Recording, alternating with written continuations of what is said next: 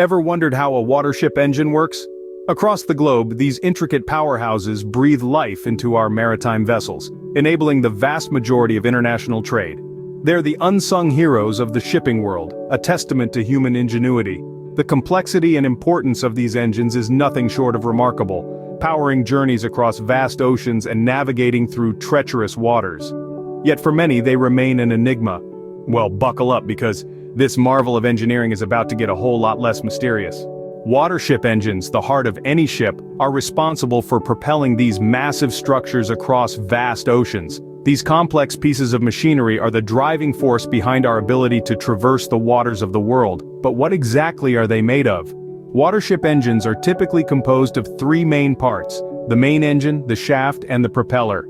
The main engine, often a diesel or steam engine, generates the power needed to move the ship. This power is then transmitted through the shaft, a long cylindrical component that connects the engine to the propeller. The propeller, as the final piece of this puzzle, converts this power into motion that pushes the ship forward through the water. Understanding the basic structure of a watership engine is the first step in grasping the intricate workings of these maritime powerhouses. So, with this basic understanding, we can now delve into the mechanics of how a watership engine functions. At the heart of the watership engine is the main engine, the powerhouse that drives the whole operation. Let's get to the core of it. The main engine is the beating heart of a watership, a marvel of engineering that takes in fuel, breathes fire, and churns out power. But how does this happen? Well, it's a process that's as fascinating as it is complex. Imagine the main engine as a giant mechanical beast. It feeds on fuel, specifically diesel in most cases, to produce energy. This energy is generated in the combustion chamber where the fuel is burned at high temperatures. The resulting explosion creates a force that pushes the pistons down, turning the crankshaft. Now the crankshaft is a vital component. It's the link between the engine and the ship's propellers, transferring the power generated by the engine to the ship's moving parts. But let's not get ahead of ourselves. We'll dive deeper into that in the next scene. What's important to understand here is that the main engine's role is to convert fuel into mechanical energy. This energy is then used to drive the ship forward, overcoming the resistance of water and wind.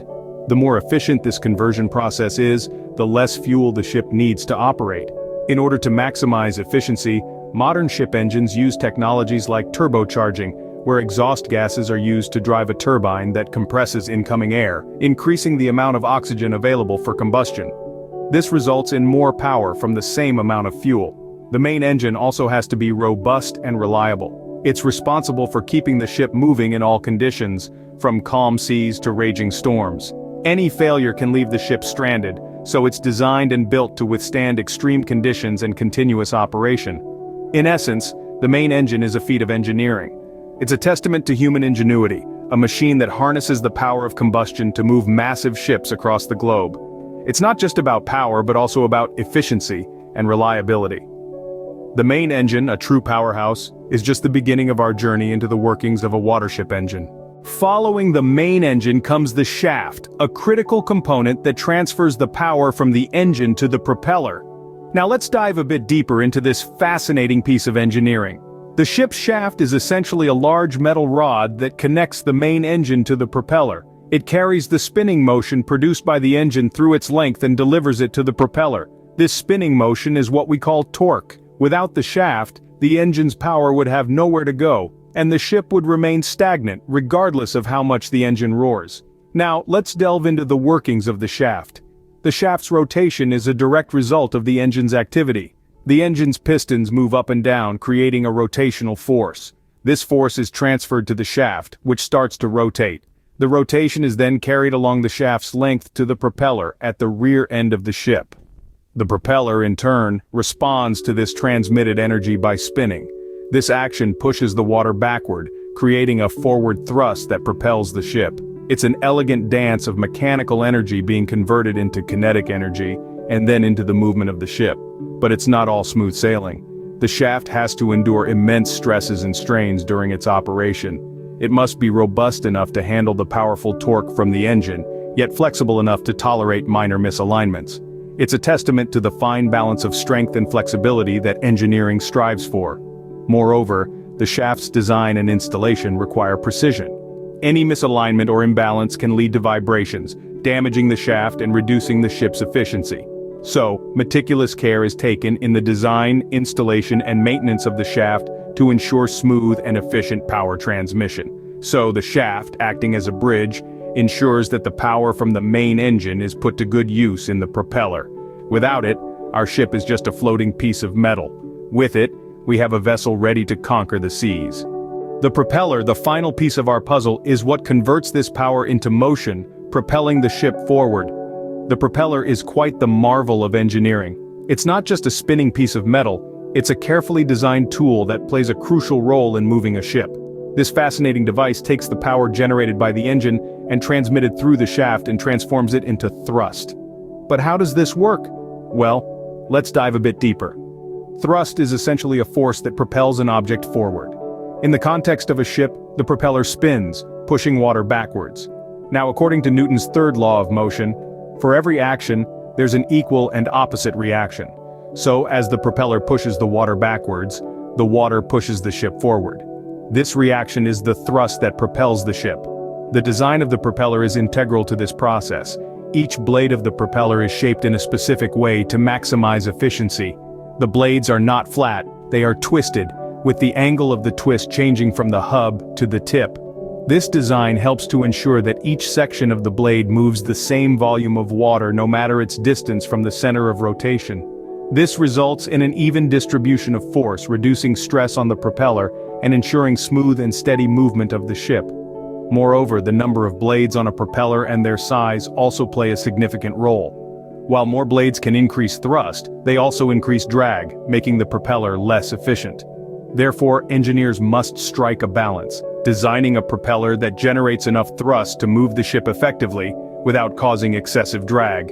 With the propeller in motion, the ship glides across the water, all thanks to the incredible engineering of the watership engine. So the next time you see a ship cruising smoothly through the waves, remember the propeller, a testament to human ingenuity and the power of engineering. So we've dissected the watership engine, from the main engine to the propeller, but what does all this mean in summary? Let's take a moment to reflect on what we've learned. Our journey began with the main engine, the beating heart of a watership.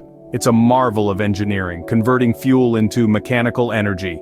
The main engine is the powerhouse, the cornerstone upon which everything else rests. It's the first domino in the chain, setting everything else in motion. We then moved on to the shaft, an often overlooked but equally vital component. The shaft serves as the bridge between the main engine and the propeller, transmitting the power generated by the main engine. It's like the spinal cord of our watership engine, transmitting signals from the brain, or in our case, the main engine, to the limbs, our propeller. Speaking of which, the propeller is where all the magic happens. It's where the rubber meets the road, or rather, where the metal meets the water. The propeller takes the mechanical energy passed down from the main engine via the shaft and converts it into kinetic energy, propelling the ship forward. It's the final piece of the puzzle, the culmination of all the work done by the main engine and the shaft. It's fascinating to think about how these three main components work together in harmony. Each plays its part, but none could function without the others. The main engine generates power, the shaft transmits it, and the propeller uses it to propel the ship. It's a perfect example of the whole being greater than the sum of its parts. This is the essence of a watership engine. It's not just a collection of parts, but a symphony of mechanical engineering. Each piece, from the smallest bolt to the largest gear, plays its part in this grand performance. So, there you have it. We've journeyed from the main engine to the propeller, understanding how each component plays its part in the grand scheme of things. We've demystified the complex workings of a watership engine, revealing the intricate dance of engineering that lies beneath the surface. With this knowledge, the mystery of how a watership engine works is no longer a mystery. Next time you see a ship sailing, you'll know exactly what's driving it forward.